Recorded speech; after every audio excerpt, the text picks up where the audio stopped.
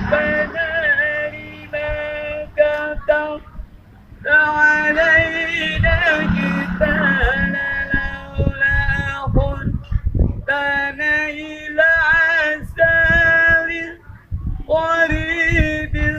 قل متاع الدنيا قليل والآخرة